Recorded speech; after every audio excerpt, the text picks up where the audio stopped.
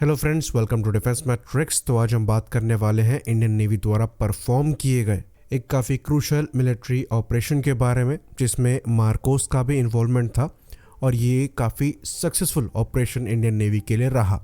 तो ये चीज़ हम जानते हैं कि Indian navy anti piracy operation में काफ़ी ज़्यादा एक्टिव हो गई है और जो सोमाली पायरेट्स हैं, इनके अटैक से कई कार्गो वेसल्स को पास्ट में इंडियन नेवी ने बचाया है। तो ये जो लेटेस्ट इंसिडेंट है ये MV रियोन को लेकर है, जिसको 14 दिसंबर 2023 में ही हाईजैक कर लिया गया था और फिर सोमाली कोस्ट ले जाया गया और फिर वापस इसको as a pirate ship sail कराया गया पायरेसी ऑपरेशंस को परफॉर्म करने के लिए हाई सीज पे।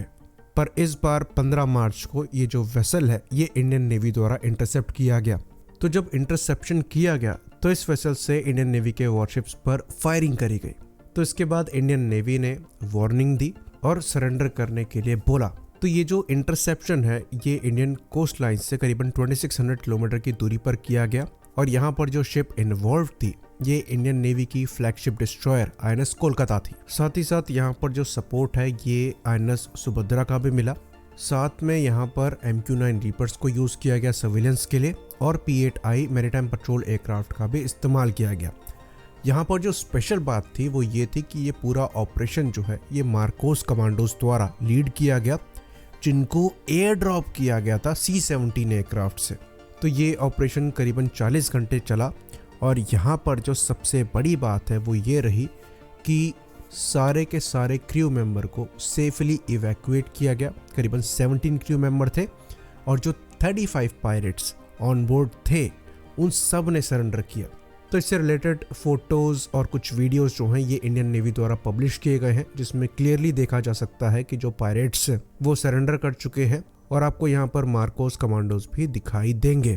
तो हाल ही के कुछ दिनों में ये काफ़ी बड़ा सरेंडर है इन पायरेट्स का और ये ऑपरेशन काफ़ी ज़्यादा क्रूशल इसलिए भी हो जाता है क्योंकि ये जो कार्गो वेसल है MV रियोन ये 3 महीने पहले हाईजैक किया गया था और उस समय यहाँ पर 18 सेलर्स थे, जिसमें से एक को इवैक्यूएट किया गया था इंडियन नेवी द्वारा ही INS कोची से इंजरी के ग्राउंड पर। तो ये बुल्गारियन नेशनल थे जिनको गन शॉट वुंड लगा था शोल्डर के पास। तो उस समय भी इस हाईजैक्ड वेसल के साथ इंडियन नेवी द्वारा नेगोशिएशन करी गई थी, जिसके अंतर्गत जो इंजर्ड क्रू मेंबर थे उनको रेस्क्यू किया गया था। बाकी जो 17 का क्रू था वो रेस्क्यू नहीं किए जा सके थे और ये शिप जो है ये सोमालिया के कोस्ट के पास ले जाया गया और फिर करीबन 35 पायरेट्स के साथ इनको निकाला गया हाई सीज की तरफ पायरेसी ऑपरेशंस को स्टार्ट करने के लिए। लेकिन इस बार इंडियन नेवी तैयार थी, सारे के सारे पायरेट्स भी पकड़े गए और जो सारे क्रू मेंबर थे उनको भी सेफली बचा लिया गया। तो इस ऑपरेशन की सबसे बड़ी बात यह रही कि ये एक लार्ज स्केल में चला ऑपरेशन रहा, जहाँ पर एयरफोर्स के C-17 ग्लोब मास्टर से मार्कोस कमांडोज को एयर ड्रॉप किया गया और पायरेट्स को इंटिमिडेट करके मजबूर किया गया कि वो सरेंडर करें और इस पूरे ऑपरेशन में एक भी इंजरी नहीं हुई। 100% सक्सेस रेट यहाँ पर मिला है और वो भी तब जब पायरेट्स एक्चुअली में एग्रेसिव थे। उन्होंने शुरुआत में फायरिंग करी थी इंडियन नेवी के वेसल की तरफ और इनके नंबर्स भी ज़्यादा थे। तो ये शोकेस करता है कि इंडियन नेवी द्वारा जो एंटी पायरेसी ऑपरेशंस परफॉर्म किए जा रहे हैं वो कितने ज़्यादा मैच्योर हो चुके हैं और इंडियन नेवी की एक्सपर्टीज़ यहाँ पर दिखाई पड़ती है।